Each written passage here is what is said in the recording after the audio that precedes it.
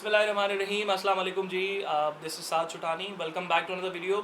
सबसे पहले स्टार्ट करने से पहले मैं आप तमाम लोगों का बहुत बहुत शुक्रगुजार हूँ। जितना प्यार और जितनी सपोर्ट आप लोगों ने मेरी पिछली वीडियोस के ऊपर दिखाई, वो तमाम का तमाम जो है वो मैं तहे दिल से उसके लिए बहुत बहुत शुक्रगुजार हूँ।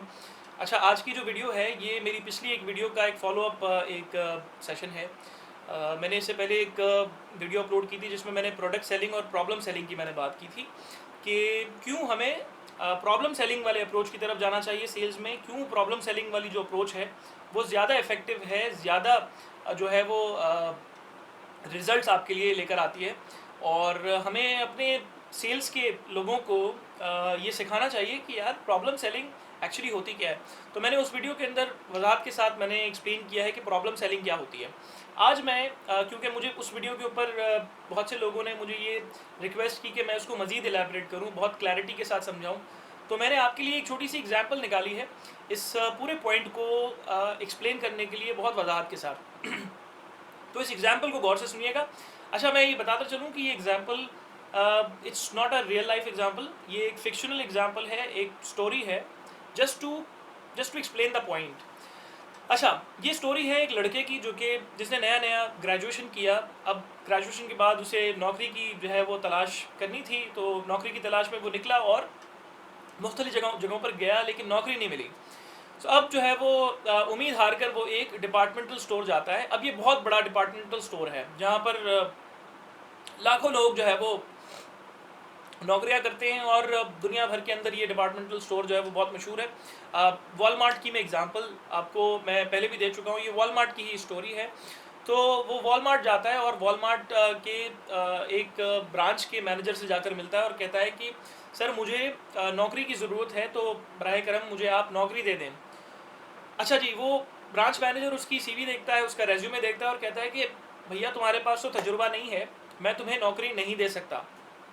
लिहाजा वो लड़का जो है वो उससे रिक्वेस्ट करता है और कहता है कि सर आप ऐसा करें कि आप मुझे 1 महीने के लिए ट्रायल पर रख लें। आप मुझे बेशक कोई सैलरी ना दीजिएगा, मुझे कोई चीज़ नहीं चाहिए, आप बेशक मुझे सिर्फ 1 महीने के लिए नौकरी पर रख लें। जब मेरे पास तजुर्बा आ जाएगा और अगर आपको लगे कि मेरी परफॉर्मेंस अच्छी है तो आप मुझे नौकरी पर रख लीजिएगा, वरना आप मुझसे माजरत कर लीजिएगा, मैं बुरा नहीं मनाऊँगा और मैं चला जाऊँगा। अच्छा, आप इस बात पर जो है वो उसका स्टोर मैनेजर जो होता है वो थोड़ा मुतमईन होता है और कहता है ठीक है, तुम्हारी परफॉर्मेंस हम देखेंगे और उसके बाद फिर हम तुम्हें बताएंगे कि तुम आया काबिल हो या नहीं हो। तो वो लड़का जो है वो वहाँ की डिपार्टमेंट के अंदर नौकरी करने लगता है। अब ये डिपार्टमेंट जो होता है वो मेडिसिन का डिपार्टमेंट होता है। ये लड़का वहाँ पर नौकरी करने लगता है।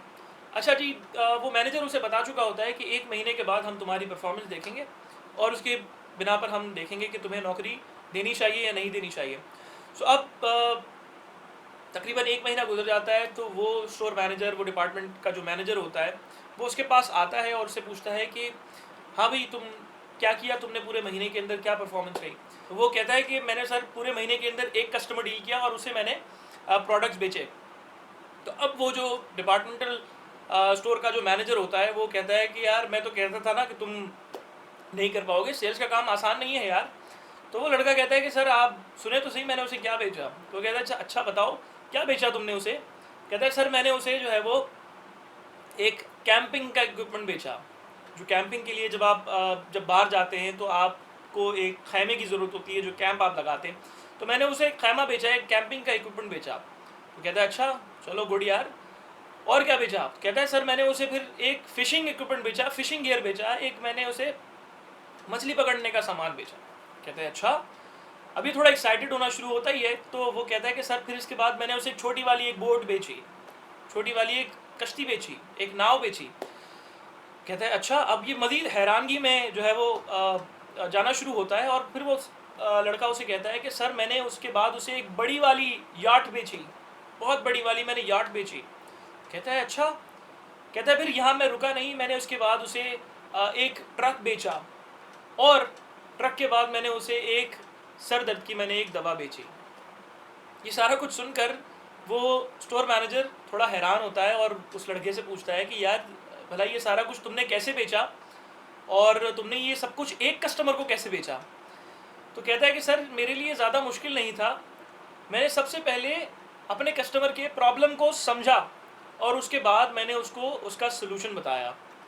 तो अब वो थोड़ा सा और ज़्यादा हैरान होता है और उसे तजस्सुस होती है। तो वो उससे पूछता है कि यार तुम मुझे भी सिखाओ कि तुमने ऐसा क्या किया कि यार हमारे 10-10 साल पुराने लड़के वो कभी आज तक इस तरह की कोई सेल नहीं कर पाए, और हमारा इतना बड़ा स्टोर है, हमने आज तक कभी इस तरह की एग्जाम्पल नहीं देखी, तो तुम हमें बताओ कि तुमने कैसे किया ये सब कुछ। तो कहता है कि सर मेरे पास एक कस्टमर आया जो कि हसब नसब में पैसे वाला कस्टमर मालूम होता था, उसे शायद पैसों की कोई कमी नहीं थी। जब वो मेरे पास आया तो वो बार बार अपने सर को ऐसे हाथ लगा रहा था जैसे उसके सर में दर्द हो रहा हो। मैंने उससे पूछा कि सर आपकी तबीयत ठीक है, आपको सर में दर्द हो रहा है? कह रहा है हाँ मुझे सर में दर्द हो रहा है, तो मुझे जो है वो एक दवा दे दो, सर में दर्द की दवा दे दो। कह रहे सर आप सर में दर्द की दवा बेशक ले लें, लेकिन आप थोड़ा सा वजाहत करेंगे सर आपको सर में दर्द कब से है? तो कह रहा है कि यार मुझे ऑन एंड ऑफ सर में दर्द रहता है, और मुझे ये चीज़ मेरे लिए बड़ी नॉर्मल है, और क्योंकि मैं बहुत ज़्यादा काम करता हूँ, बहुत ज़्यादा वर्कोहॉलिक हूँ, छुट्टियाँ नहीं लेता, कहीं बाहर नहीं जाता, लिहाजा इसकी वजह से मुझे सर में ज़्यादा दर्द रहता है।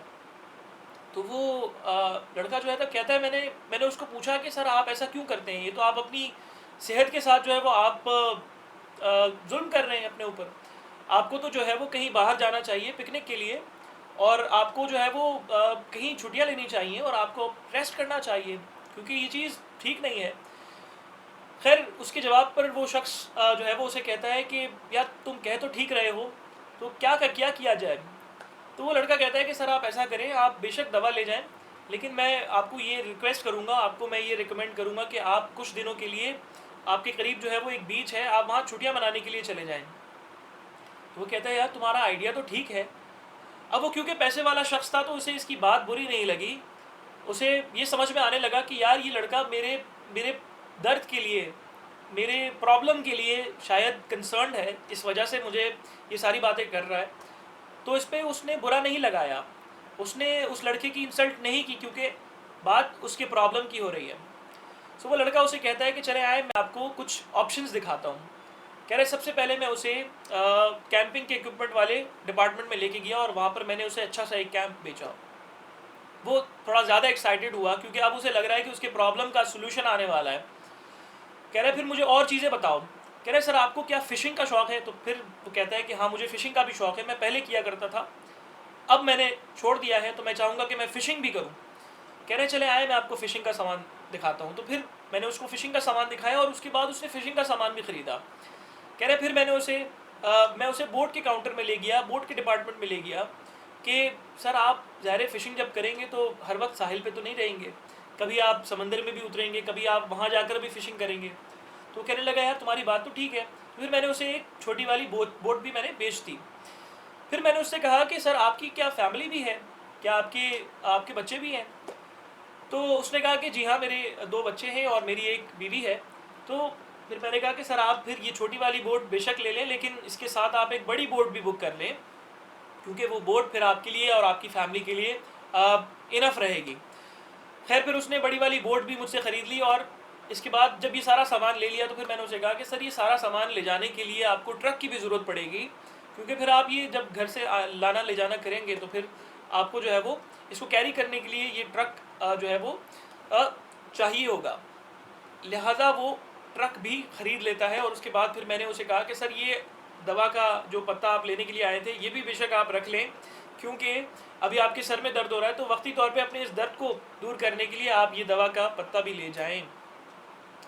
अब वो जो मैनेजर होता है वो उसे हैरानगी से देख रहा होता है, उसकी आंखें फटी की फटी रह जाती हैं, क्योंकि ये लड़का वो कर गया होता है जो कि पहले कभी नहीं किया गया होता है, या इससे पहले किसी तजुर्बेकार सेल्स पर्सन ने इस तरह की कोई चीज़ नहीं की होती है। और हमने भी आज तक यही देखा है कि लोग जब सेल्स की बात करते हैं तो हम प्रोडक्ट को सेल करने की बात करते हैं कि किस तरह से हम अपनी टेक्निक्स को यूज़ करके हम अपने प्रोडक्ट को बेच दें। एक बहुत ही कॉमन एग्जांपल आपने सुनी होगी कि यार गंजे को कंघी बेच देना, और हमें लगता है कि यार गंजे को कंघी बेचने वाला शख्स जो है वो बड़ा कोई आला किस्म का सेल्स पर्सन है। तो जी ये एक धोखा है, ये गलत चीज़ है कि आपको गंजे को कंघी बेचने की ज़रूरत नहीं है। आप कंघी उसे बेचें जिसे उस चीज़ की ज़रूरत है। तो मेरा ख्याल है कि ये जो प्रॉब्लम सेलिंग वाला जो पूरा पॉइंट है ये आपको अब समझ में आ गया होगा। साथ ही साथ मैं छोटी सी बात एक और करना चाहूँगा इस वीडियो के अंदर बिफोर आई एंड, कि देखें, हर कस्टमर के कुछ भी बाय करने से पहले दो मोटिव्स होते हैं। एक नंबर वन मोटिव जो होता है वो होता है कि वो अपना कोई पेन सॉल्व करना चाहता है और अपना प्लेजर सीख करना चाहता है। या तो आप उस इंडस्ट्री में है कि आप अपना कस्टमर का पेन रिजॉल्व कर रहे हैं, जैसे फॉर इंस्टेंस आप एक डॉक्टर हैं, तो आपका काम जो है वो कस्टमर का पेन रिजॉल्व करना है। या तो अगर आप एक हाई एंड रेस्टोरेंट के मालिक हैं या आप हाई एंड रेस्टोरेंट के अंदर आप जो है वो किसी सेल्स के अंदर डिपार्टमेंट में हैं, तो आपका काम ये होता है कि किसी ना किसी तरह मैं कस्टमर को प्लेजर का एक्सपीरियंस मैं डिलीवर कर पाऊँ। अच्छा, बिजनेस बहुत ज़्यादा कोशिश करते हैं कि अपनी सर्विसेज के थ्रू, अपनी प्रोसेस के थ्रू कस्टमर को दोनों चीज़ें प्रोवाइड करें। सो अगर आप अपने कस्टमर का पेन रिजॉल्व कर पाते हैं और साथ ही साथ आप उन्हें एक प्लेजर वाला एक्सपीरियंस भी प्रोवाइड कर पाते हैं, तो that makes your entire service and entire brand really really likeable amongst your customers. So इस चीज़ के ऊपर थोड़ा सा गौर कीजिएगा। So guys, this was our today's video. I hope आपको अच्छी लगी है, और अच्छी लगी है तो इसको ज़रूर लाइक कीजिएगा, and then do subscribe this channel as well, so you can be notified whenever I put the videos online. और फिर इंशाल्लाह अगली वीडियो में फिर मुलाकात होगी। अपना बहुत ख्याल रखिएगा। अल्लाह हाफिज़।